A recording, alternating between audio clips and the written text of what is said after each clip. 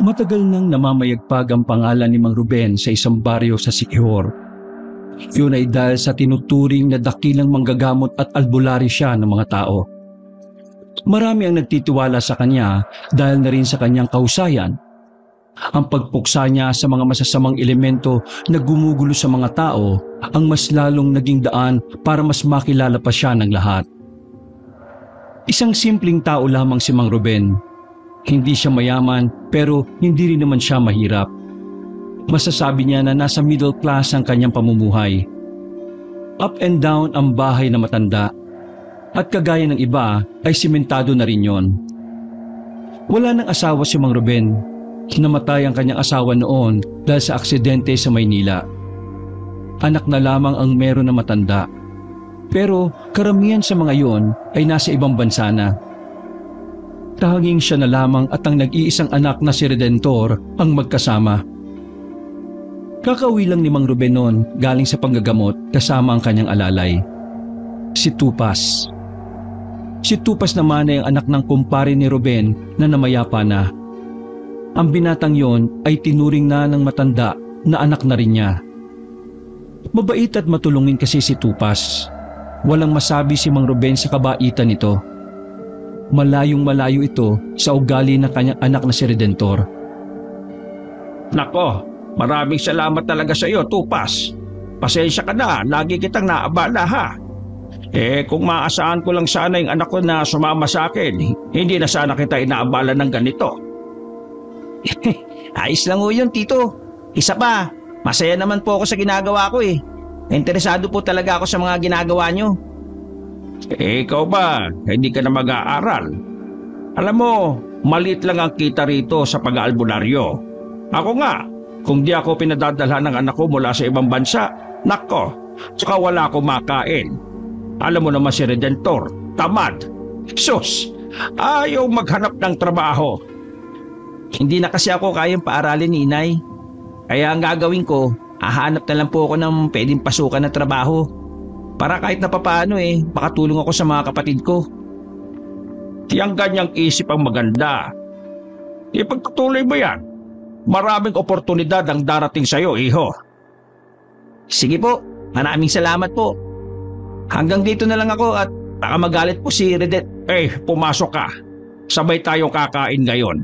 Huwag mo siyang isipin, akong bahala sa'yo. Kasi Hindi ka dapat natatakot sa kanya. Mas matanda ka sa kanya at isa pa, wala ka namang ginagawang mali. Wala nang nagawa ang binatang si Tupas. Sumunod na lang siya kay Mang Ruben. Pagpasok nila sa loob, inabutan nila ang binatang si Redentor na sarap sa buhay habang nanonood ng TV. Kumakain pa ito habang nakahiga sa sofa nilang walang linis-linis. Tumingin sa kanila ang binata at ngumiti ng sarkastiko. Ramdam agad ni Mang Ruben na wala na namang sasabihing maganda ang kanyang anak.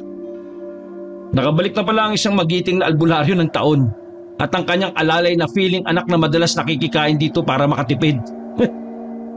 Ay, kung wala kang masasabing matino, manahimik ka na lang ha. And to the rescue naman itong feeling ama ng isang binatang wala ng ama. Redentor, manahimik ka na lang. Nakikiusap ako sa iyo. Manahimik? Paano ko mananahimik? Mas mahal mo pa yata yung taong yan kaysa sa sarili mong anak. Ano pang kamahal-mahal sa iyo? May ginawa ka bang maganda sa buhay mo? Wala naman, hindi ba? Pinag-aaral ka ng mga kapatid mo pero wala kang inatupag kundi tambay, inom, sugal at kung ano-ano pang walang kabuluhan. Kung nagpapakatino ka kasi, baka natuwa pa ako sa iyo.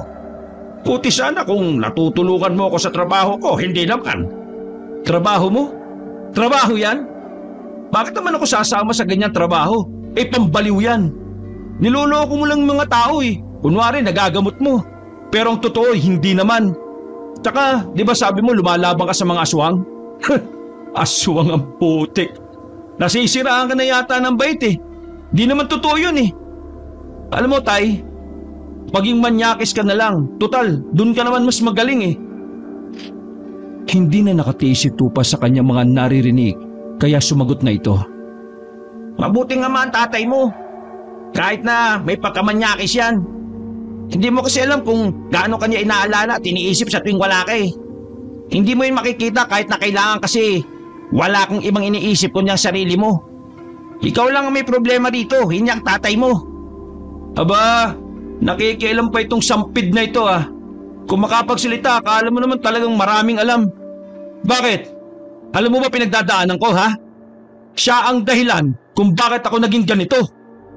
Kung hindi niya sana pinupunta ng Maynila si nanay para sa lintik ng mga gamot-gamot na yan eh di sana buhay pa si nanay. Eh di sana hindi ako ganito. Pamas boy ka ba? Yung parang bata na unga ng unga kapag wala ang ina at hindi kaya mabuhay ng walang nanay na nag-aasikaso. Kung ganun ka, di mahina kang nilalang. Hoy, Redentor, matanda ka na. Ikaw na ang pumili ng buhay mo at hindi si Mang Ruben. Kung ano man ang pangit na buhay na meron ka ngayon, nagagawan mo na yan. Huwag mong isisi sa iba ang pagiging mahina mo. Kasalanan mo yan. Aba, bida-bida ka ha? Ano? Suntukan tayo, gusto mo? Halika rito, sa labas tayo. Bakit sa labas pa? Pwede naman dito. Para kapag nabugbog kita, mas maramdaman mong binastos kita rito sa sarili mong lugar. Tama na! Ano, duwag ka? Tama na sabi! Isang malakas na sampal ang tinanggap ni Redentor mula sa ama. Napahawak pa sa pisngi ang binata. Nagulat ito sa ginawa ng matanda. Yung kasi ang unang pagkakataon na sinaktan siya ni Mang Ruben.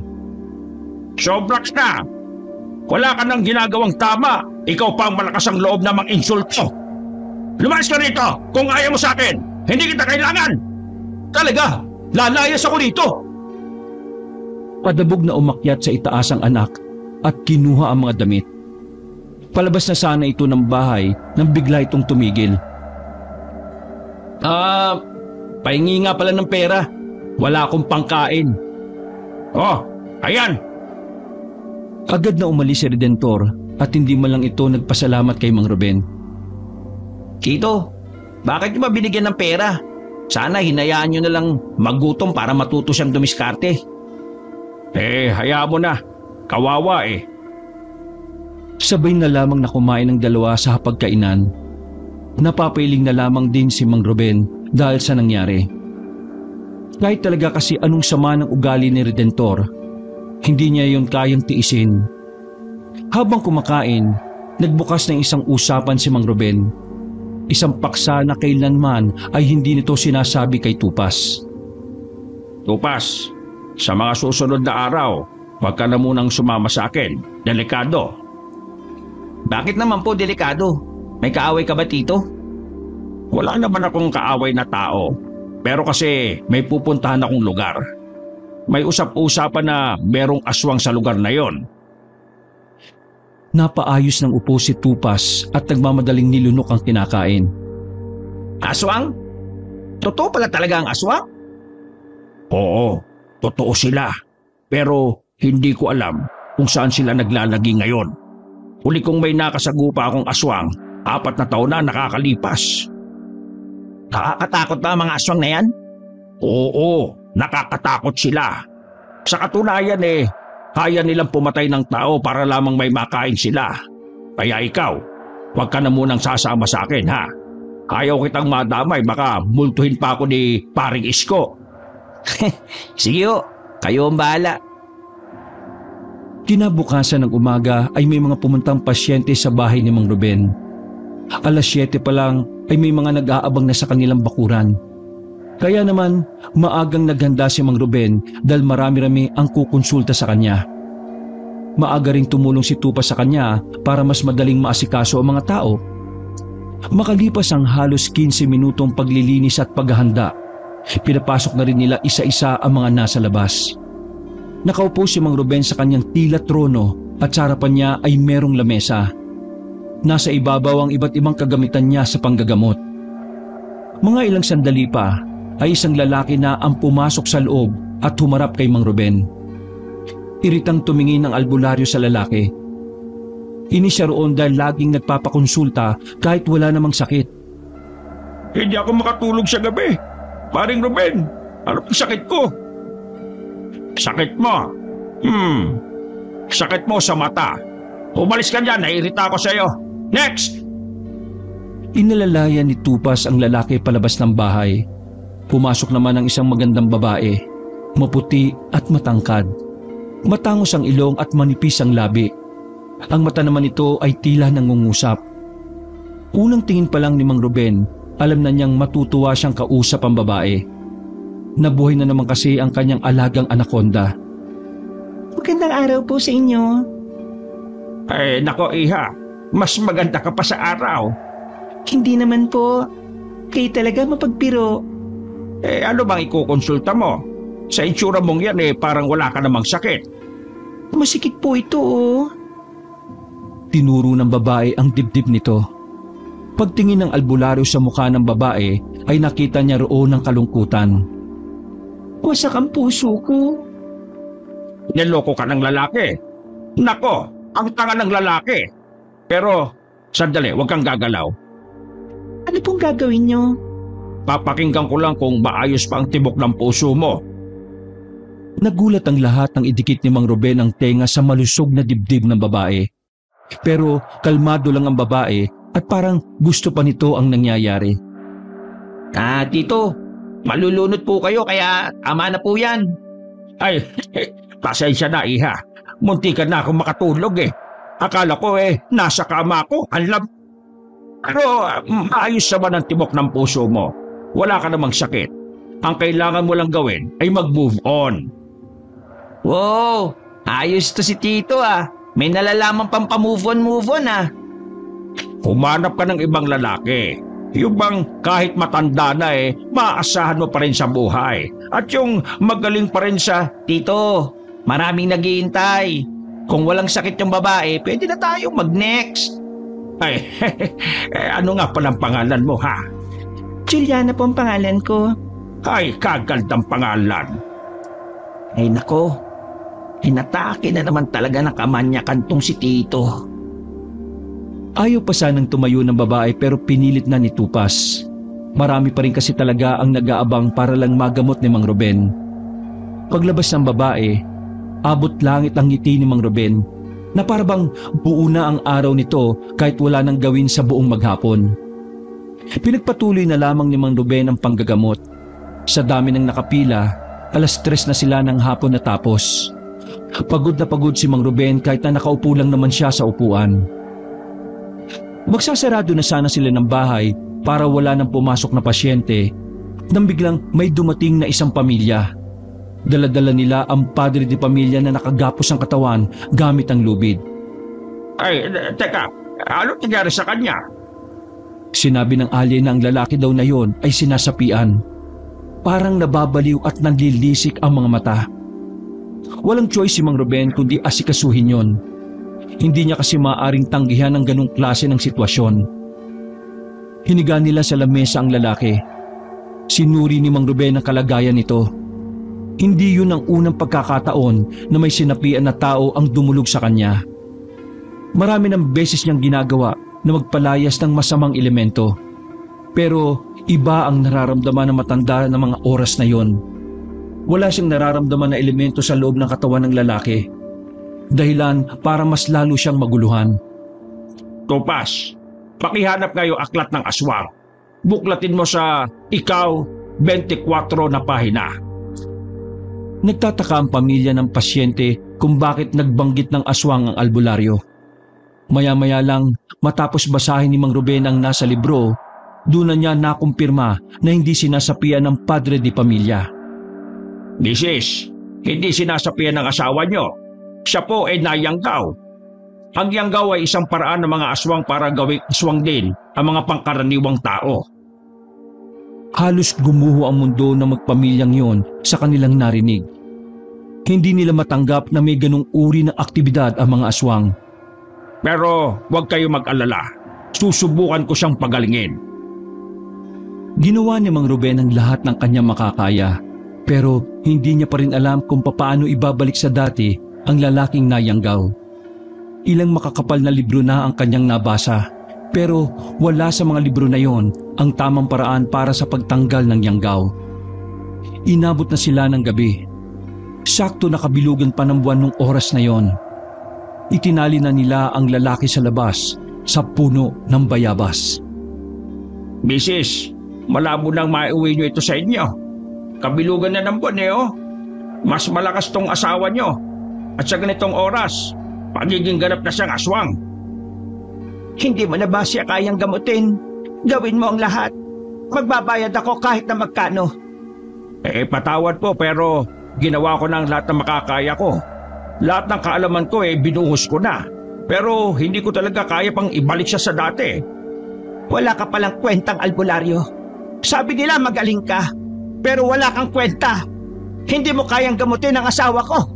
Ibig sabihin, hindi ka epektibong albularyo. O niloloko mo lang mga taong nandito? Mrs., hindi po ako Diyos. Hindi po lahat ay kaya kong gawin. Kahit pa, dapat alam mo lahat dahil albularyo ka. Hindi ka naman pala makakapagligtas ng buhay tapos nanggagamot ka pa. Isa kang manloloko! Mawalang galang na po pero hindi kayo kagalang-galang sa mga sinasabi ninyo Siguro mas masaya ang asawa nyo bilang aswang kaysa magkaroon ng asawa na tulad nyo na masama ang ugali. Kunin nyo na po yung mister nyo kung talagang ayaw nyong maniwala kay Mang Ruben. Humanap kayo ng mas magaling na albularyo. Yung kayang bumuhay ng patay at naghihimala sa loob ng 5 segundo. Lalong na high blood ang ginang sa narinig na sinabi ni Tupas. Nang gagalaiti yon at sapilitang inalis ang mister sa bayabasan.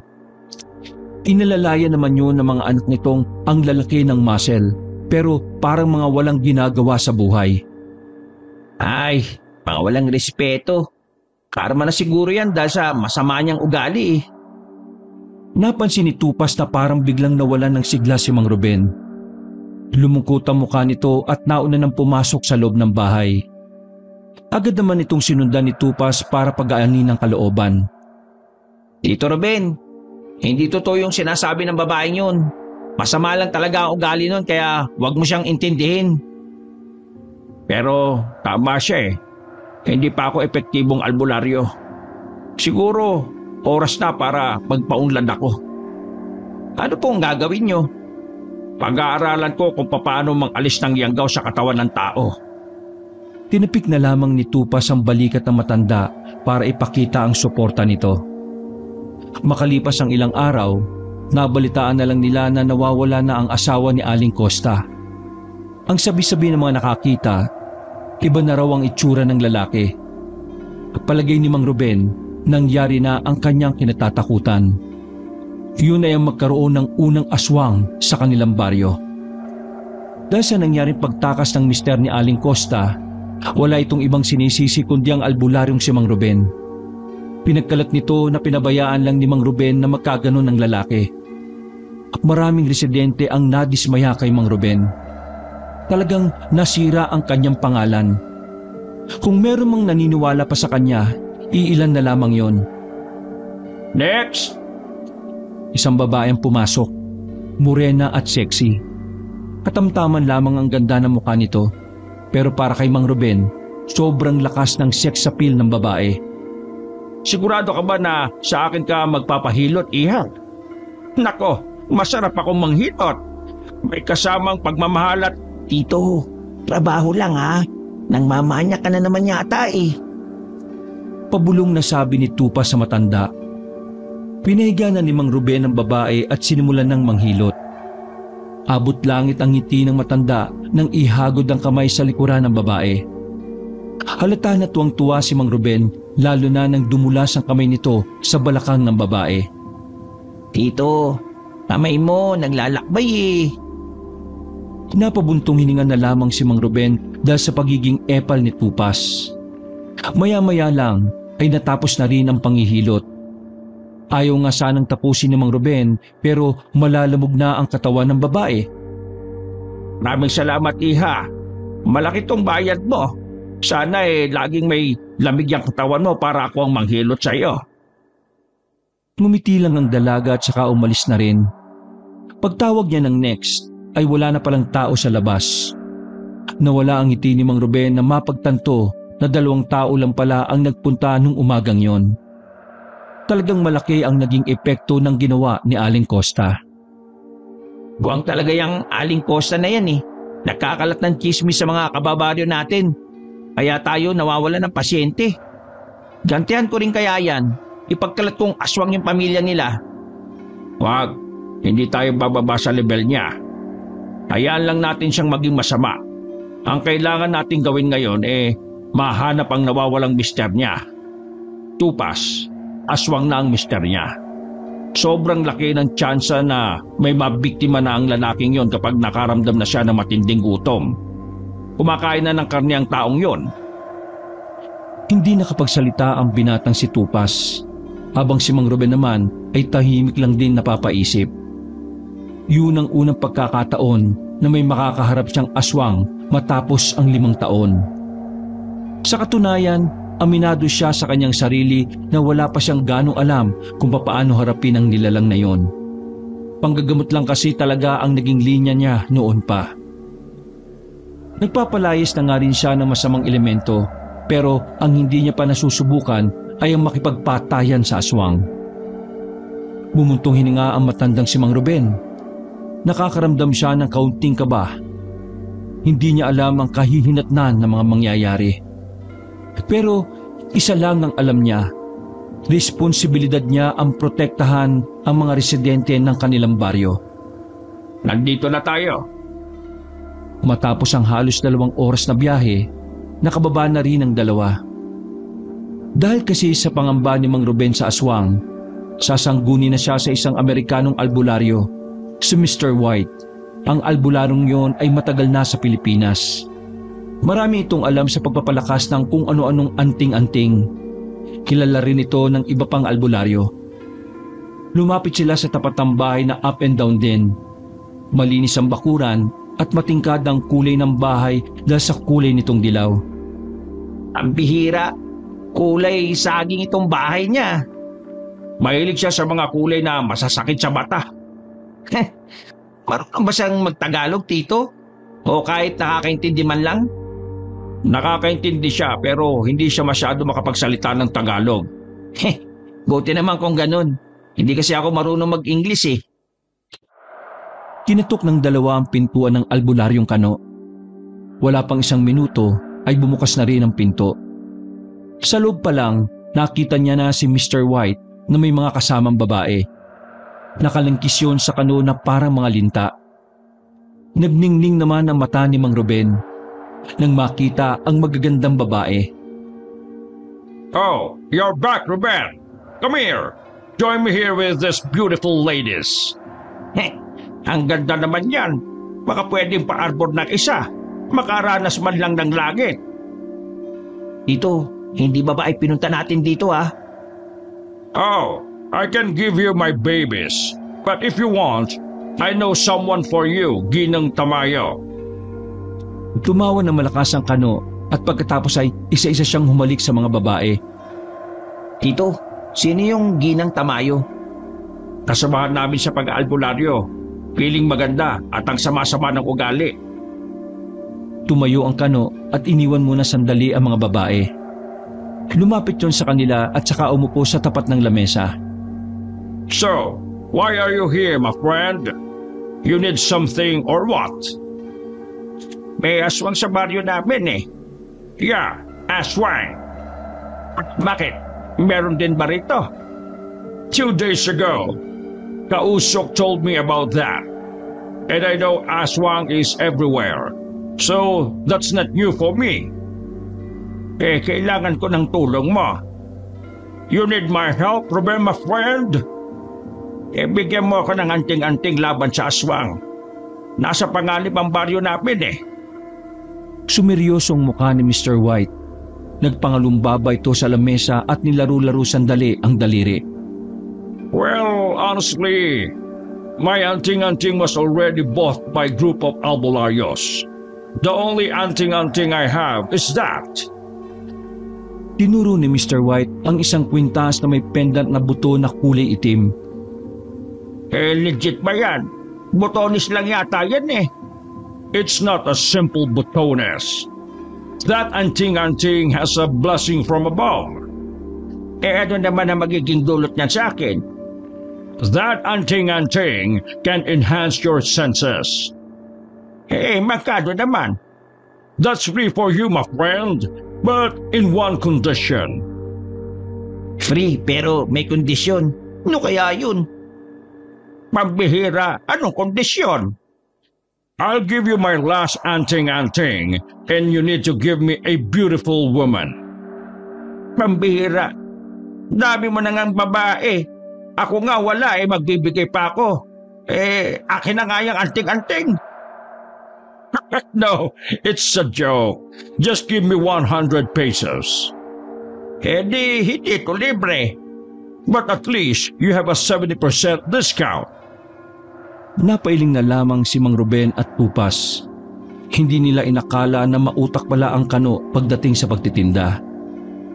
Bago sila umalis, nagpaalala pa sa kanila ang albularyong Kano. Just a friendly reminder. Be careful anytime. We albularyo is the greatest enemy of aswangs. Tumungulang si Mang Ruben at saka nagpasalamat. Naglakad na rin sila patungo sa sakayan ng jeep. Habang nasa biyahe, ay tinitingnan pa ni Mang Ruben ang kwintas na may itim na botones. Parang pangkaraniwang botones lang yon kung titingnan. Pero nagtiwala na lang siya kay Mr. White. Alam niyang subok na kasi ang serbisyo ng dayuhan. Maya-maya lang ay nakabalik na rin siya sa kanilang baryo. Marami pa silang dinaanan kaya naman inabot na sila ng gabi. Nagtaka ang dalawa nang makitang walang mga nakaparada na padyak sa kanto. Yung kasi ang naghatid sa mga tao mula kanto papasok ng baryo. Pero noong mga oras na yon, wala silang ideya kung bakit walang mga naroon. Kaya naman wala silang choice kundi ang maglakad na lamang. Habang naglalakad ay hindi maiwasan ni Tupas na mapalingon sa kanilang likuran. Nababahala sila na baka ang nararamdaman nilang sumusunod ay ang asawa ni Costa, ang taong naging aswang ng dahil sa yanggaw. Bumuntong hininga si Mang Ruben at tinukot ang balisong na dala. Sandali silang huminto at lumingon sa likuran. Effective ka tong anting-anting ah. Bakit dito? May nararamdaman ka ba? Oo, aswang. Naririnig ko yung bawat mahihina nilang agil. Maghanda ka. Nagtayuan ang balahibo ni Tupas. Hindi nito alam ang gagawin sakaling makita nila ang aswang. Kapag nagkataon kasi, yun ang unang beses na makakakita ng aswang ang binata. Anong pangalan ng asawa ni Costa? Nakalimutan ko pero palayo niya, Butchoy. Butchoy! Lumabas ka dyan! Hindi kita sasaktan! Kung makikipagtulungan ka sa akin, tutulungan kitang maging maayos ang buhay mo! Basta, huwag ka lang mananakit ng tao! Maya-maya pa ay bigla na lang lumabas mula sa halamanan ng isang lalaking may edad na. Naglalawa ang laway nito sa bibig at tumutulo pa ibaba. Napatras si Tupas. Pumunta siya sa likuran ng albularyo. Tito, sigurado ko ba na hindi tayo sasaktan yan? Hindi ko alam. Hindi naman kami close niyan Ma'am Butchoy, hindi mo tayo magkakilala pero sana huwag kang manakit ng tao ha. Si Aling Costa na lang po saktan nyo. Di po ba masama ugali nun? Sa sinabing yun ni Tupas ay tila naggalit ang asawa sa kanila. Umangil ito ng malakas. Mga ilang sandali lang ay naglalakad na yung palapit sa kanila. Huwag kang lumapit! Magiging byuda si Costa, sige ka! Hindi nakinig sa kanila ang asawa na si Butchoy. Tuloy-tuloy lang yon sa paglalakad. Kaya naman wala na silang magagawa kundi ang protektahan ang kanilang sarili. Kinuha ni Tupas ang malaking bato sa gilid at iniamba naman ni Mang Ruben ang kutsilyo sa aswang. Nang tumakbo ang aswang palapit, binato ni Tupas sa paa ang aswang. Iika-ika yun sa paglalakad pero hindi pa rin tumigil. Hanggang sa hindi na nila namamalayan na tumatakbo na pala sila. Nang magkaroon ng lakas ng loob, huminto si Mang Ruben at sinaksak ang aswang sa leeg. Napatigil ang aswang.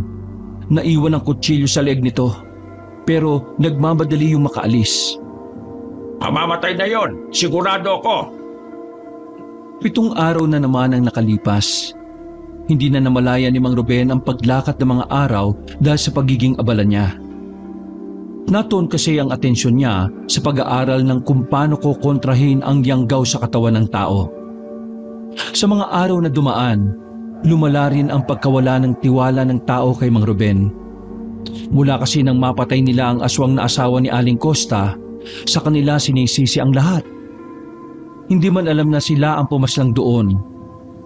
Sa kanila naman napunta ang lahat ng pagkadismaya ng mga tao. Dahil doon ay wala nang gaanong nagpapagamot kay Mang Ruben. Kung meron man ay iisa na lang kada araw. Abala si Mang Ruben sa pagbabasa ng libro nang dumating naman si Tupas. May dala itong pagkain mula pa sa bayan. Oh, nandiyan ka na pala. Ginabi ka yata. Hindi tumingin si Mang Ruben at nakatuon lang ang atensyon sa binabasa. Tito Ruben, nakita ko po si Redentor. Napatigil ang matanda sa kanyang ginagawa. Kahit na may sama ng loob sa anak, hindi niya makakaila na talagang namimiss na niya yon. Hindi siya sanay na wala siyang nakikitang batugan sa bahay. Kumusta naman siya? Hindi naman kami nagkausap eh. Alam mo naman na mainit ang dugo sa akin nun palagi. Hindi niya ako nakita. Nasa kabilang kalsada siya. Ako naman, nasa kabila rin. Pero pumayat siya. Tapos namumutla. Tapos, naalala mo ba yung babaeng madrama na nagpunta dito? Yung Juliana yata yung pangalan nun. Kasama ni Redentor. Para mag-shota yata sila eh. Kasi magkahawak sila ng kamay eh. Sa loob-loob ni Mang Ruben ay nanghihinayang siya sa babae. Type na type pa naman niya si Juliana. Ang kaso nga lang, napunta na pala siya sa kanyang anak. Napangiti na lamang si Mang Ruben. Iniisip na lamang niya na mabuti nang may kasintahan ng anak kesa naman mapariwara ito. Kung ano ba nang pinagkakaabalahan niya ngayon, sana lang palagi lang siyang ligtas. Ngumiti lang siya kay Tupas at ngumiti lang din naman ang binata sa kanya. Sabay na nilang kinain ang daladala ni Tupas na pasalubong. Pagkatapos kumain, lumabas silang dalawa para rumonda. Sa mga nagdaang araw kasi, nagkaroon ng hinala si Mang Ruben na baka may mga aswang nang nakapasok sa loob ng kanilang baryo. Ilang gabi na niyang iniisip na baka hindi lang ang asawa ni Aling Costa ang naging aswang. Tito, napansin niyo rin po ba? Mula nang mapaslang natin si Butchoy parang dumami na mga tao dito sa baryo na may kakaibang tingin. Paano may kakaibang tingin? Parang mangangain ng tao. Yun bang parang may nagawa kang kasalanan sa kanila kahit na wala naman? Huwag ka na magtaka, Tupas. Dahil sa mga chismis, galit sa atin ng mga tao. Hindi malabong sumama talaga ang tingin nila sa atin. Pero parang talaga eh. Basta, ayan na nga. Kakamot-kamot pa sa ulo ang binata. Nang lumiko na siya sa kaliwang kanto, ay may narinig siyang sigaw ng isang babae. Malakas ang sigaw at palagay nila, nagmumula yon sa kagubatan. Nagtama ang tingin ni Mang Ruben at Tupas. Dito ka na lang. Pupuntahan ko kung ano yon. Hindi pwede, Tito. Saksamahan kita. Ang kulit mo. Mapapahamak ka. Nagdala ako. Hinugot ni Tupas ang mahabang itak na nakasukbit sa kanyang tagiliran. Pinakialaman ko yung gamit ni tatay at ito nakuha ko. May dala ka naman pala. Hindi tara na. Nagmamadaling nagtungo ang dalawa sa pinagmulan ng boses. Hindi na nila yun narinig pa kaya nangapa sila kung saan sa gubot nila makikita ang babae. Gamit ang maliit na flashlight, pinasok nila ang kagubatan. Kabado ang dalawa dahil sa posibilidad na may aswang na nagmamasid lang sa kanila. Walang iya. Hindi makapaniwala ang albularyong si Mang Ruben na nakita niya ang kaawa-awang labi ng isang babae. Nakahandusay sa paanan ng puno. Dilat ang mga mata at nakalabas pa ang dila. At ang mas nakakakilabot pa sa nakita nila ay ang mahabang hiwa sa tiyan ng babae. Parang cesarean ang ginawa. Diyos ko po, aswang ba may gawa nito? Mabangis ang gumawa nito. Malakas ang kutob ko na nandito pa siya. Umalis na rin kagad tayo bago pa may makakita sa atin. Baka isipin na tayo pa gumawa niyan. Dali! Walang sinayang na pagkakataon ng dalawa. Mabilis nilang nilisan ang lugar na yon. At kinaumagahan lang, isa na namang balita ang gumimbal sa buong baryo.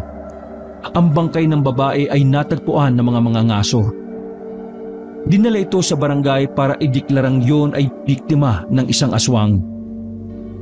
Sa mga nangyaring yon ay naalarma na si Mang Ruben. Pansamantala na lang niya munang inihinto ang pag-aaral sa pagkontra ng Yanggaw. Mas tinuon niya ang atensyon sa mga gamit na maaaring gamitin niya laban sa mga aswang. Inilabas na ni Mang Ruben ang mga pinakatago-tago niyang armas. Ang pana na halos 10 taon na niyang hindi nagagamit. Ang itak na minanapan niya sa kanyang lolo.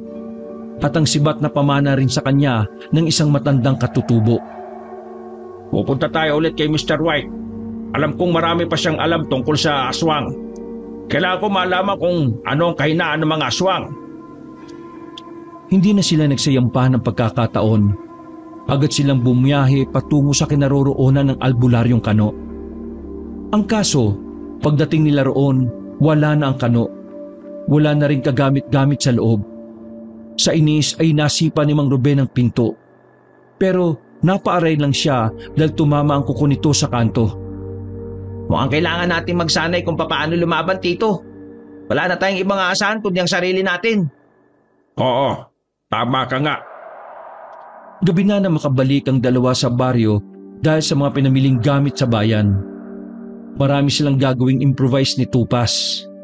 Pagdating nila sa bahay, naabutan nila sa bakuran ang dalagang si Juliana. Maiksi ang suot habang nakaupo sa gilid ng hagdan. Sa tingin pa lang nito ay parang inaakit na nito si Mang Ruben. Oh, Juliana, anong ginagawa mo rito? May sakit ka ba? Mabuti naman at hindi mo nakalimutan ang pangalan ko. Eh paano naman kita makakalimutan? Ikaw lang ang pinakamagandang babae na naging pasyente ko. Pero bakit ka nga ba nandito? Hindi ka kasi mawala sa isip ko eh. Wala nang pakinggan mo yung tibok ng puso ko. Uy. Di ba syota ka ni Redentor? Anong ginagawa mo? Bakit mo nilalang dito si Tito? Pag-aawain mo ba yung mag-ama? Sinong Redentor ang sinasabi mo? Hindi ko kilala yun. Nakita kita sa bayan kasama mo ang anak ni Tito. Hawak kamay pa kayo. Oo nga. Totoo ba yun? Hindi yun totoo, no? Wala naman akong kilalang Redentor eh. Baka nagkakamali ka lang. Baka kamukha ko lang. Hindi ako pwede magkamali. Malinaw pa ang mga mata ko, no? Paniwala kayo sa akin, hindi ako yun. Tsaka paano naman ako makakapunta ng bayan eh? Hindi naman ako taga roon.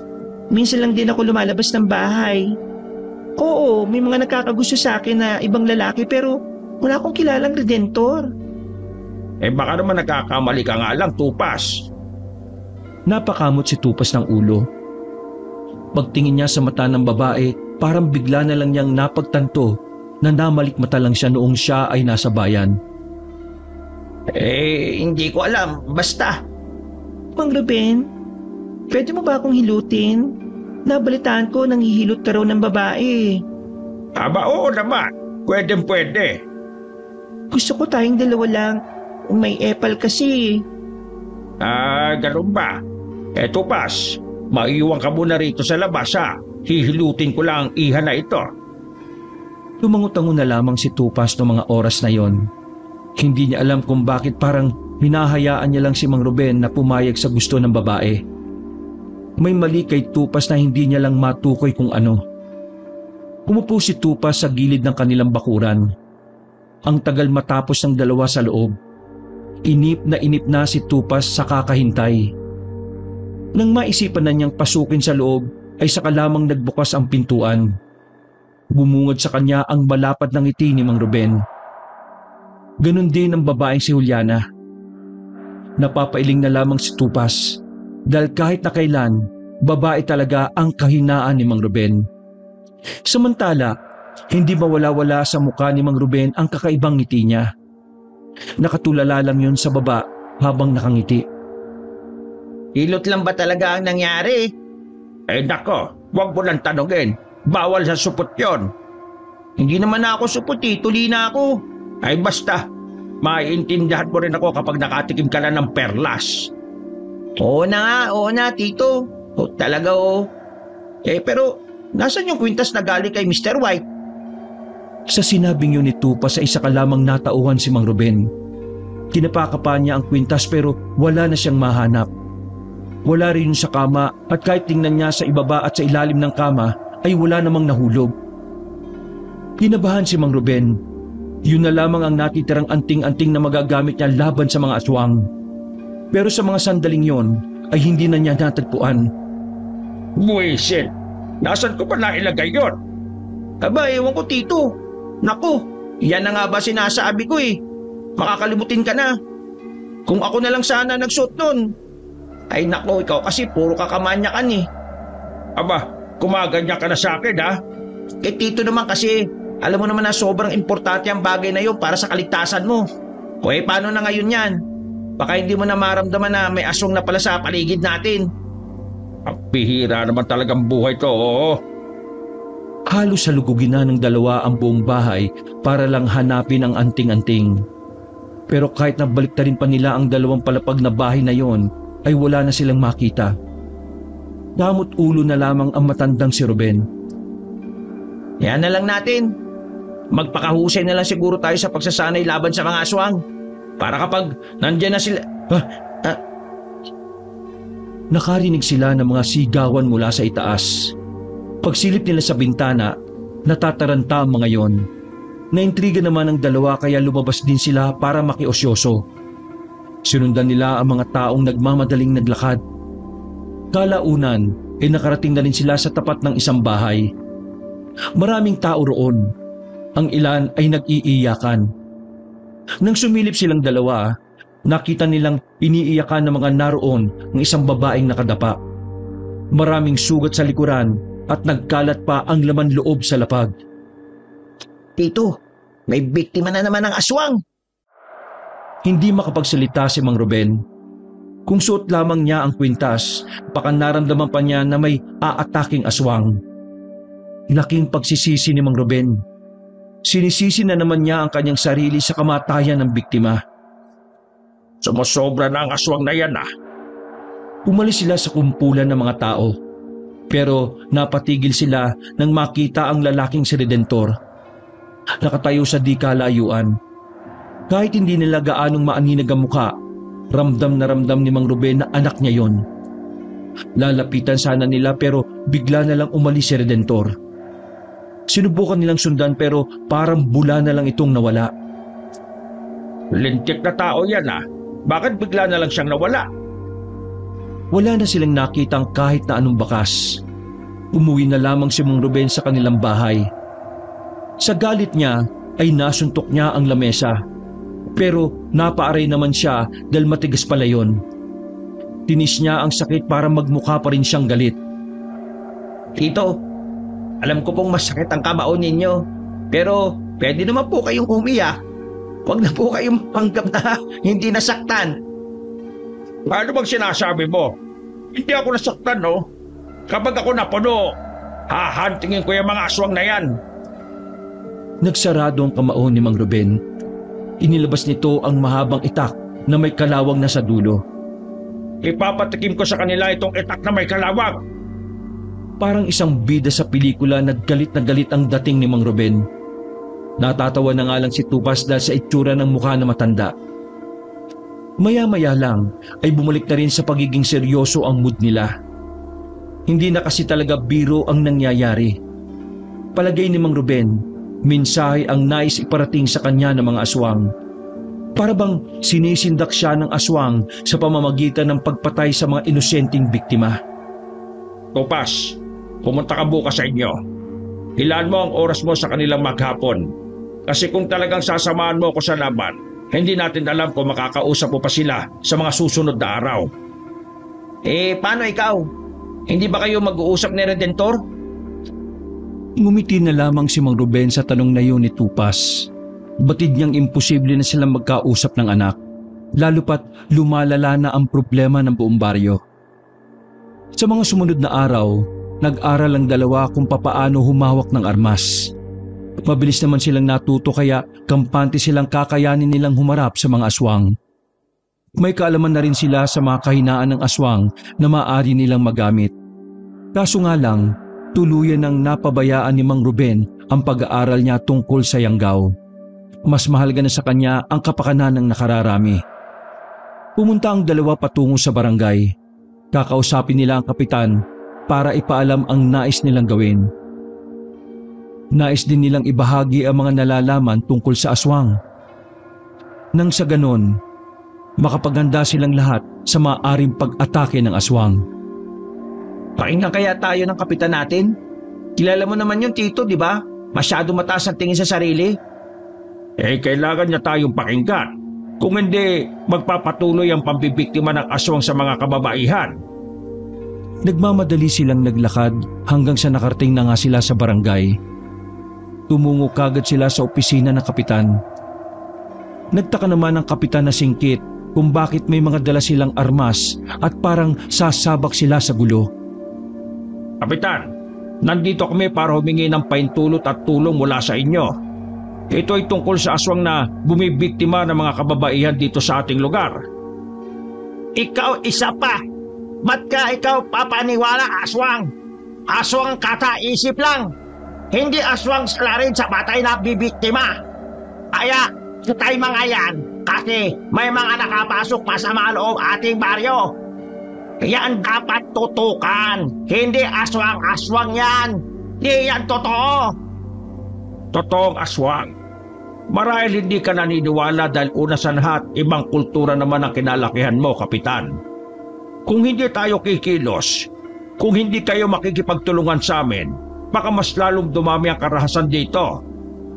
Hindi ba tatakot ang aswang kung ganitong nakikita niyang malaya siyang nakakagawa ng gusto niya? Ay ako, wag mo ako pangunahan. Akin alam ginagawa ko bilang kapitan, ha? Ikaw, residente, wala ka alam sa palakad na barangay at baryo. Ano ka ba? Albularyo? Ikaw ba yung gamot-gamot ng tao?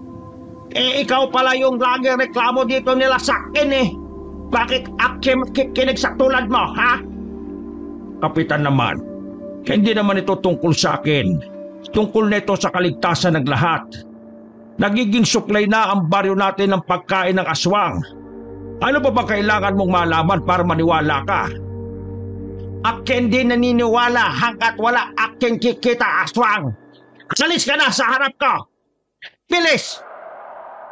Mawalang galang na po, kapitan. Pero hindi nakatanggap-tanggap ang pagsasawalang bahala niyo sa nangyayari. Sabihin na nating hindi aswang ang may kagagawa ng mga karahasan. Pero wala rin naman kayong ginagawa. Nasaan ang mga pulis? Wala. Puro kayo sabi lang na iniimbestigahan sila. Pero totoo, wala namang pulis na humahawak ng kasong ito eh. Hoy! Ikaw ang kapakialam, ha? Wala ka alam sa posisyon ko! Kapitan ka, pero wala kang malasakit sa nasasakupan mo. Kung sa bagay, hindi ka naman kasi talaga Pilipino eh. Hindi ko nga alam kung paano ka naupo sa posisyon na yan eh. Samantalang ibang lahi ka naman. Buti sana kung may malasakit ka. Kaso wala. Wala kang ibang inatupag kundi ang pagpapalawak ng mga negosyo mo sa baryong ito. Puro ka na lang farm. Huwag mo kaming pipigilan na gawin ang lahat ng makakaya namin ha, para sa mga kababayan namin. Wala kang karapatan. At kahit kailan, hindi mo maintindihan ang nararamdaman ng isang Pilipinong gustong iligtas ang kapwa Pilipino. Kasi hindi ka naman naging Pilipino kahit kailan. Natamimi ang singkit na kapitan.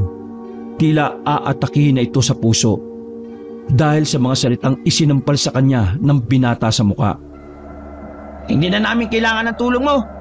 Kahit ang pagpayag mo. Wala nang halaga ang mga salita mo para sa amin.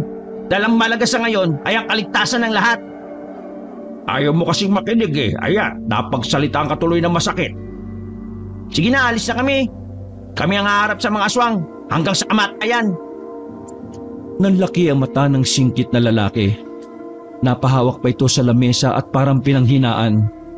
Samantalang nakatingin lang din ng mga tanod na naroon at ilang opisyal. Kayong lahat ng kapwa namin Pilipino, alam ko na alam nyo ang nangyayari sa baryong ito. Kung talagang may malasakit kayo sa kapwa nyo Pilipino, gawin nyo ang nararapat para sa baryong ito. Nakangiting umalis si Mang Ruben ng mga sandaling yon.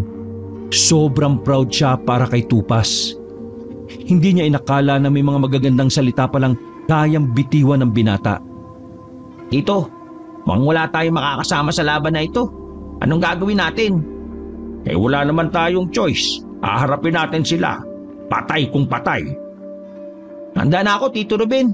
Itataya ko na ang buhay ko para sa baryo na ito. Ihanda natin ang sarili natin. Malakas ang kutob ko na hindi lang isa o dalawa ang aswang. Nararamdaman ko na marami silang nagbabalak maghari sa baryong ito ng mga tao. Dala ang kanilang itak at ilang armas na panlaban, naglibot sila sa baryo. Walang kamuwangwang ang iba na sa gabing yun muling mambibiktima ang aswang. Tumambay si Mang Ruben at tupa sa isang lumang waiting shed na bulok-bulok na rin. Halos 1 oras silang naghintay doon ng senyales ng aswang. Maya-maya lang, isang babae ang nakita nilang tumakbo. Natataranta ang binabae kaya naman dali-dali nila yung hinarang. Oh, anong problema? Bakit ka tumatakbo? Help me! Yung friend ko naiwan sa tricycle. Inatake kami ng monster. Anong monster? Swang! Si friend ko lang ang gusto i-get. Inignore ang beauty ko. Warla! Sabihin mo nga sa amin, saan banda nang maligtas namin ang kaibigan mo? Sa left, may one and only tricycle doon na nakastop. I don't know kung nandun pa rin ang friend ko ha. Basta, please hurry. Save the frog. Aalis na sila dapat nang mapansin ni Tupas na may sugat sa kamay ang binabae. Agad na kinuha ni Tupas ang benda sa loob ng bag. Wala na kaming oras. Ikaw na lang magtapal sa sugat mo ha. Nakabalot sa benda na yan ng gamot. Ay, bongga. Gentleman ang kuya. Thank you. Tumakbo ang dalawa patungo sa direksyon na tinuro sa kanila. Narating nila ang tricyclean pero wala na roon ang babae. Narinig nila ang pagsigaw ng babae sa hindi kalayuan. Hinugot na ng dalawa ang kanilang mga itak at tinungo ang babaeng sumisigaw. Nakarating sila sa daan na medyo may kadiliman na dahil isang ilaw lang ang gumagana. Naabutan nilang kakagatin na sana ng lalaking aswang ang babae pero bigla itong tumigil na magsalita si Mang Ruben. Babae lang ba kaya mo kaya sila lang ang binibiktima mo? Padabog na binitiwan ng lalaking aswang ang babae. Agad naman tumakbo ang babae paalis. Nakatalikod lang ang lalaki sa kanila. Mahaba ang suot nito na para sa isang pari. Ang pagkakaiba lang, itim ang kulay ng suot nito. Oh, bakit ayaw mong humarap? Natatakot ka na ba? Biglang humarap ang lalaki at nag-angat ng ulo. Kahit na medyo kaunting aninag lang sa mukha nito, nakilala kagad yun ni Mang Ruben. Lumuwag ang pagkakahawak ni Mang Ruben sa itak. Parang biglang gumuho ang kanyang mundo nang malaman nila na ang aswang pala na hinahanap nila, ang aswang na ilang araw nang nambibiktima sa kanilang baryo, ay walang iba kundi si Redentor. Ngayon, natatakot ka pa rin ba, Itay? Sumilay ang nakakalokong ngiti sa mukha ng binatang si Redentor. Pinakita pa nito ang kakaiba nitong anyo. Hindi rin ito pinalampas ang naghahaba ang kuko. Bakit? Bakit ka pumunta sa kadiliman na yan? Bakit ka naging aswang? Napalingon sila sa likuran nang marinig ang tunog ng takong ng sapatos. Dumating ang babaeng si Juliana. Bihis na bihis. Korting-korte ang katawan nito sa pula nitong suot. Ako ang tumulong sa kanya para magkaroon ng mas mahabang buhay at para maging mas mataas kaysa sa tao. Pinakita pa ni Juliana ang kwintas na anting-anting na ilang araw nang nawawala kay Mang Ruben. Sinasabi ko na nga ba magkakilala kayo ni Redentor Hindi lang basta magkakilala kasi pareho pa kaming aswang. Mang Ruben, wala ka na magagawa. Si Redentor ay parte na ng aming samahan. Samahan ng mga aswang na unti-unting maghahari sa baryo ng mga taong mabababa. Tumawa ng malakas ang babae pero natigilan din ito nang biglang may pumasok na gamo-gamo sa bibig nito. Redentor, anak, makinig ka. May pagkakataon pa para magbago ka. Pwede ka maging mabuti kahit aswang ka. Tutulungan kita makabalik sa dati mong buhay. Dati kong buhay?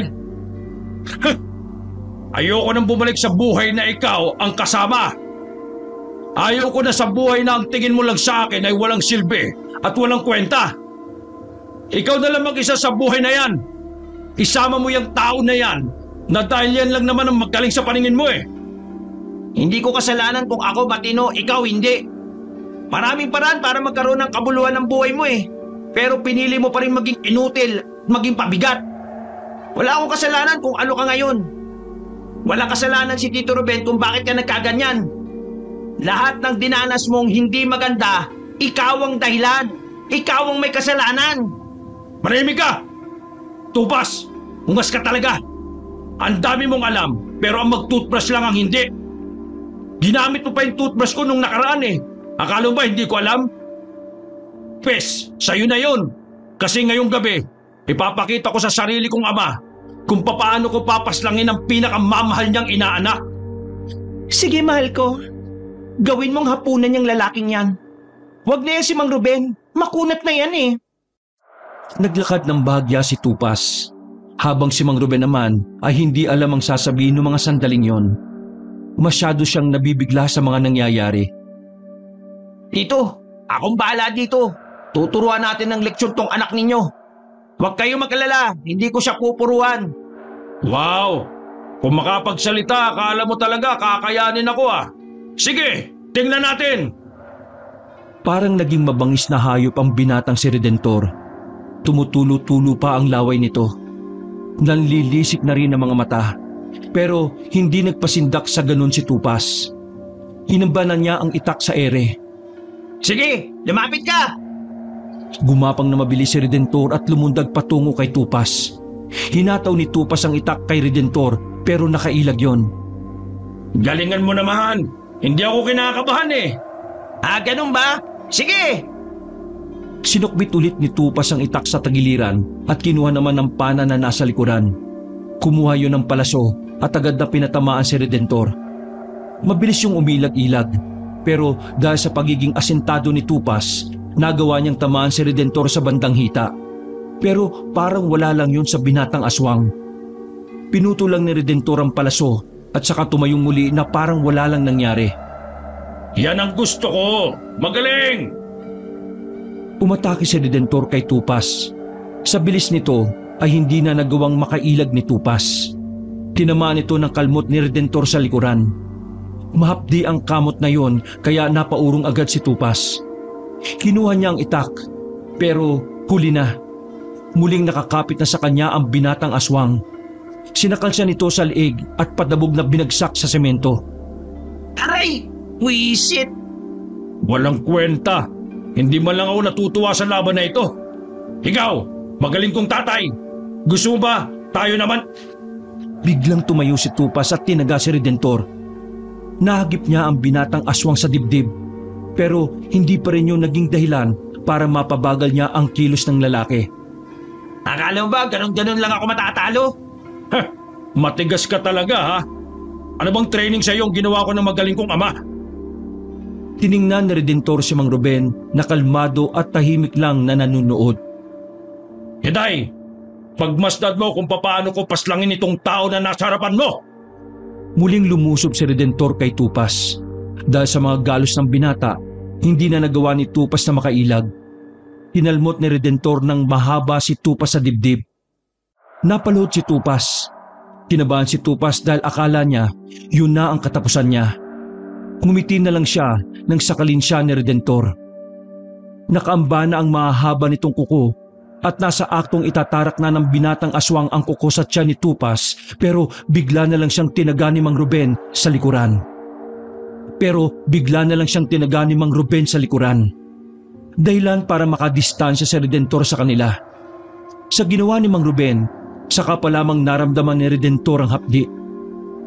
Kung patuloy kang magpapaalipin sa kadiliman, wala na akong magagawa kundi ang gawin ng tama.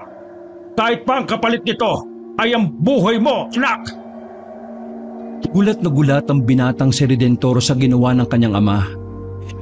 Hindi nito inakala na magagawa siyang saktan ni Mang Ruben. Mas lalong nadagdagan ang galit niya para sa ama. Nasa aktong aatakin na nito si Mang Ruben nang pigilan nito ng babaeng si Juliana. Mahal, kailangan na nating umalis. Pagtingin ni Redentor sa kalsada ay may mga taong paparating. May mga dalayong sulo at mga itak din. Hindi pa tayo tapos, Itay. Lunood ka rin sa harapan ko para magmakaawa. Tanda mo yan! Ngumiti lang ng pilit si Mang Ruben. Umalis na rin kagad si Redentor at Juliana bago pa makalapit ang taong bayan. Samantala, inalalayan naman ni Mang Ruben na makatayo ang binatang si Tupas. Sugatan ka. Kailangan magamot kita kagad. Ayos lang ho ako, Tito. Ikaw, ayos ka lang ba? Hindi nakapagsalita si Mang Ruben. Kahit hindi siya sumagot, batid niya sa sarili na nagdurugo ang kanyang puso. Napalingon ng dalawa na makalapit na mga tao. Sila kapitan pala mga yon kasama mga tanod nito. Kayo, habol sila! Habol, dali! Sinundan ng mga tao ang dalawang aswang na papatakas. Nilapitan naman sila ng singkit. Oh, sugatan ka, binata! Dapat ka magamot kagad! Teka, hoy kayo! Bilis! Asikaso to! Dalhin to sa barangay clinic! Bilis! Bilisan! Inalalayan ng ibang tanod si Tupas para dalhin sa barangay. Natuwa naman si Mang Ruben sa ginawa ng mga yon. Kapitan, maraming salamat pero akala ko ba hindi ka tutulong sa amin? Kumakamot ulong sumagot ang singkit. Akin hingi pa umanhin. Dahil sa mga sinabi nyo, akin na pagtanto sa akin sarili na ako pala puso Pinoy pa rin. Di ko kaya isipin mga tao sa baryo pahamak dahil sa mali akin desisyon. Kaya pasensya na. Kung akin wala silbi kapitan noon, pasensya na. Akin papawi. Di ako payag na may masaktan pa mga aswang na yan. Tinapik ni Mang Ruben ang balikat ni Kapitan. Maraming salamat at napagtanto mo ang tama. Ikaw ang nagpapatunay na kahit hindi mo kalahi, pwede ka rin magmalasakit. Wag mo ko puri-puri Akin dami nagawa di maganda desisyon kaya akin dapat di mo puri. Akin ngayon palang gagawa tama. Kapuri-puri ang ginagawa mong malasakit sa mga kapwa ko Pilipino. Sana lahat ng kalahi mo ay kagaya mong may pagmamahal sa iba. Lumangutango ang kapitan. Sabay na rin silang naglakad pabalik ng barangay. Pinuntahan ni Mang Ruben si Tupas sa klinik na sa mga pagkakataong yon ay nabigyan na ng paunang lunas. Mahapdi at makirot ang sugat ni Tupas pero kinaya naman niyang pumangon. Tito, ayos na ako. Mas nag-aalala ako sa inyo Dahil ba kay Redentor? Opo, alam ko mahirap sa inyo ang sitwasyon na ito. Wala na tayo magagawa. Pinili na niya ang landas na yon. Kahit pala natutunan ko ang yanggaw, hindi rin naman siya makakabalik sa dati. Ang mahalaga ngayon, pipigilan natin siya. Sila na mga aswang sa binabalak nila. Wala akong pakialam kung anak ko siya. Nawalan na ako ng pakialam sa kanya mula nang piliin niyang maging masama kaysa maging mabuti. Isang malalim na paghinga ang ginawa ni Mang Ruben. Taliwas sa katapangan na pinapakita nito ang kalungkutan sa mga mata nitong bumubunyag sa kanya. Kitang-kita ni Tupas kung ano ang nararamdaman ng matanda. Nang maging maayos na si Tupas, kinausap sila ng kapitan. Nagkaroon sila ng mga plano kung papaano didepensa sakaling lumusob ang mga aswang. Nag-assign ng kapitan ng mga tao sa bawat kanto ng baryo. Pinadagdagan din nila ang mga ilaw sa bawat daan. Nilagyan din nila ng isang taling bawang ang bawat poste. Bukod pa roon, sinuportahan din ng kapitan si Mang Ruben at Tupas. Binigyan sila nito ng mga bagong gamit, armas at karagdagang pera para may panggasto silang dalawa. Maraming salamat, Kapitan. Pangako, gagawin namin ang lahat para protektahan ang mga kabaryo natin laban sa mga aswang. Mula ngayon, akin suporta lahat gagawin ninyo. Basta kayo sabi lang sa akin, okay? Kinaumagahan, pinakalat na nila ang tungkol sa mga aswang. Yun ay para magkaroon ng kaalaman ng lahat sa tunay na nangyayari. Kaya naman karamihan sa bawat bahay ay nagsabit na rin ng kung ano-anong pangontra. Ang iba rin sa kanila ay malakas ang loob na lumaban dahil sa mga pinamigay na itak ni Kapitan. Habang nasa bakuran, nakangting tinitingnan ni Mang Ruben ang mga tao na abala sa pakikisa sa kautusan ng barangay. Nakakaisa na ang mga tao. Siguradong malaki na ang laban natin laban sa mga aswang. Iba talaga ang nagagawa pag nakakaisa talaga eh. Sana lang lahat ay manindigan. Naging abala ang dalawa nung araw na yon. Marami silang kinausap na tao para ipaliwanag ang mga bagay-bagay. Pagkatapos naman noon, may mga tinuruan din sila kung papaano humawak ng itak. Gabi na makabalik ng bahay ang dalawa. Inilagay na nila sa isang malaking bag ang mga bagay na kakailanganin nila para sa pagronda. Nahasa na rin nila ang itak na ibinigay ni Kapitan. Medyo masakit pa rin ang katawan ni Tupas, pero parang hindi na niya yun naiisip kapag sumasagi sa isipan niya ang mga aswang. Nasasabik siyang muli makaharap ang mga yon. Samantala, bago umalis ng bahay, ay pinagmasdan muna ni Mang Ruben ang larawan ng anak. Itinaob na lamang niya yon, dahil sa gabing yon, batid niyang maaring yun na rin ang katapusan ng kanyang anak na si Redentor. Patawarin mo ako, anak. Pero mas gugustuhin ko pang maging ama ng nakararami kesa maging ama ng isang anak na kasamaan ang gustong idulot sa iba. Patawarin mo ko, anak. Tawad. Inakbayan na lamang ni Tupas si Mang Ruben sa balikat. Mapilis na lumipas sa mga sandali. Nasa barangay na si Mang Ruben at Tupas. Sandali silang nagkaroon ng meeting. Pagkatapos, naghintay na lamang sila ng paramdam ng mga aswang. Isang tanod ang tumakbo pabalik ng barangay. Base sa lalaki, namataan nila ang grupo ng aswang na nasa bungat ng baryo. Yun na nga ang naging hudyat na parating na ang kaguluhan. Huminga ng malalim si Mang Ruben. Handa siya sa kung anuman ang kahahantungan ng labanan na yon. Naglakad na ang kanilang grupo palapit sa bungat ng baryo. Nakita nila na sapat ang mga kalalakihan na nakatayo roon. Pero hindi mahanap ni Mang Ruben ang anak niyang si Redentor doon. Tanging si Juliana lamang ang kasama ng mga yon. Nang umangil ng malakas ang mga aswang, nagbigay hudyat na rin si Kapitan para salubungin ang mga aswang. Nakataas sa mga hawak na itak na makipagsagupan sila sa aswang. Mabibilis ang aswang. Sa katunayan, sa mga naunang minuto ay lumalamang ang mga nilalang na yon. Tumatalon sa bubong ang iba. May iba rin naman na may kakayahang makalipad. Habang si Juliana naman ay buhok lang nito ang ginagamit para umatake. Tupas, akong bahala kay Juliana. Ako na dyan, Tito.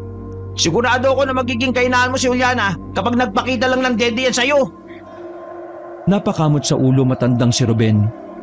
Tama naman si Tupas, kaya hindi na niya kinontra pa si Tupas.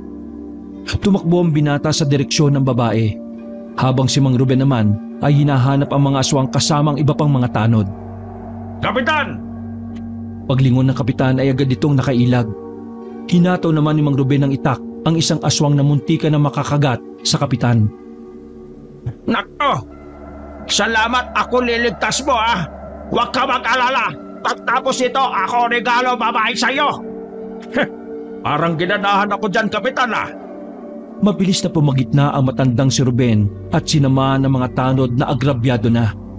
Nahihirapan ang ibang kasama nila dahil talagang malulupit ang mga aswang.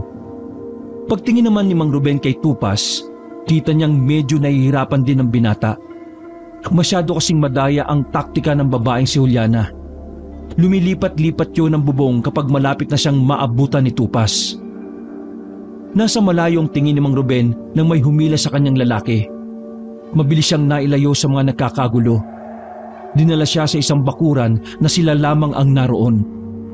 Talagang sinolo mo ako, anak. Isang pilit na tawa lamang ang ibinigay niya para sa anak. Pero sa mga sandaling yon, batid niya na mabigat sa kanyang kalooban na kalabanin si Redentor. Huwag mo akong tawagin, anak. Dahil ngayon, hindi na kita katugo. Isa na akong aswang. Mas mataas na ako sa'yo. Tama ka. Isa ka ng aswang. Pero kahit na kailan, hindi nagbagong tingin ko sa iyo, anak. Magiging magkalaban man tayo ngayon, pero nananatiling anak ang tingin ko sa iyo. Kaya sana manahimik ka! Wala akong ama na katulad mo! Kumapang at lumundag palapit ang binatang si Redentor. Pumaibabaw siya sa ama, pero dahil mahusay si Mang Ruben, Agad na nakaalis ang matanda sa ganoong posisyon. Mabilis ka anak, pero kulang ka pa sa karanasan. Huwag mo akong malitin. Lumusob muli si Redentor. Sa pagkakataon na yon ay hindi na gumalaw si Mang Ruben. Hinayaan na lamang niyang tamaan siya ng anak. Nakalmot ni Redentor si Mang Ruben sa muka at dibdib. Pero nanatili lang itong nakatayo. Bakit ayaw mong lumaban? Lumaban ka! Hanggang sa punto ba naman na ito? Pinaparamdam mo pa rin na wala akong kwenta? Ha? Lumaban ka!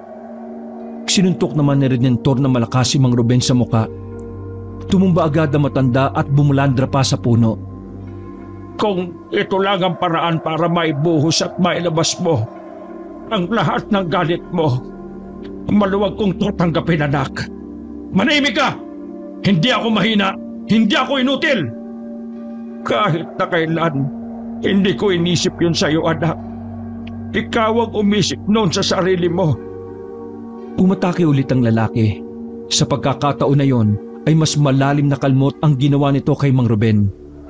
Duguan na ang albularyo, pero hanggang sa mga sandaling yon ay hindi man lang ito nagtaas ng hawak na itak. Nanatili itong hindi lumalaban. Lumabang ka, pakiusap! Huwag mo nang iparamdam sa akin na mahina ako! Parang mababaliw na si Redentor ng mga sandaling yon. Nakita na lang ni Mang Ruben ang pagbabago sa itsura ng binata. Bagyang lumaki ang mga muscle nito. Nagkaroon ng mahabang buntot at pangil na matatalas. Kung hindi yun papatayin ni Mang Ruben, siguradong mauubos ang lahat ng mga kasama niya, maging ang buong baryo. Alam ni Mang Ruben ang uri ng aswang na gaya na kay Redentor. Yun ang aswang na wala na sa sarili. Kahit sino ay papatayin nito. Kaya habang nagpapalit pa ng anyo si Redentor, tumakbo siya palapit doon at itinarak ang itak na kabubunot lang sa tagiliran. Dahil sa ginawa ni Mang Ruben, hindi na natuloy ang pagpapalit ng anyo ng binata. Bumalik na ito sa normal na anyo. Agad na inilagay ni Mang Ruben sa bisig ang anak. Hindi na niya napigilan ang pag-iyak habang nakikitang naghihingalo na si Redentor. Patawarin mo ako anak. Patawarin mo ako kung kinailangan kong gawin to. Patawad kung hindi ako naging sapat na ama para sa iyo. Patawad anak. Patawarin mo ako. Nagawang ngumiti ni Redentor sa kanyang ama at pinilit magsalita kahit hirap na hirap na. Tay, maraming salamat at tinapos yun na ang paghihirap ko. Patawad sa lahat ng nagawa ko, Tay. Maraming salamat. Tuluyan ng pumikit ang binata. Biglang umulan ng malakas na parabang nakikisabay sa pagdadalamhati ng albularyong si Ruben. Anak, pakiusap. Tumilat ka muna. Nakikiusap ako sa iyo, anak. Tumilat ka naman kahit sandali lang para sa kay tatay. Nakikiusap ako sa iyo, anak. Sige na. Anak! Anak! Ngunit kahit anong sigaw na matanda ay hindi na gumagalaw si Redentor. Sa puntong yun ay natanggap na ni Mang Ruben na wala na nga ang anak niya. Pero sobrang bigat ng kanyang kalooban na parang pasan niya ang mundo. Naipanalo nila ang laban na yon. Natalo nila ang mga aswang at muling nakamit ang kapayapaan. Pero sobrang kalungkutan naman ang natamo ni Mang Ruben. Sa huli, napatawad din naman ni Mang Ruben ang sarili niya. Inisip na lang din niya na pinalaya niya si Redentor sa masamang landas. Makalipas ang 1 buwan, unti-unti nang gumaan ang kalooban ng albularyo. Malaki na ang nagbago sa kanya mula nang mawala ang anak. Mga bagay na lalong nagpatibay sa kanyang kalooban bilang isang tao. Napapangiti na lamang si Mang Ruben sabay lingon kay Tupas. Kung nasaan man si Redentor ngayon, alam kong masaya siya para sa iyo, Tito. Alam kong gusto niya rin makausad ka at makapamuhay ulit ng mapayapa. Sana sa muling pagkikita marinig ko ulit na tawagin niya akong itay. Naglakbayan na lamang ang dalawa habang nakatingin sa papalubog na araw. Sabay nilang dinama ang ihip ng hangin na ang dala ay kapayapaan ng buong baryo. Wakas,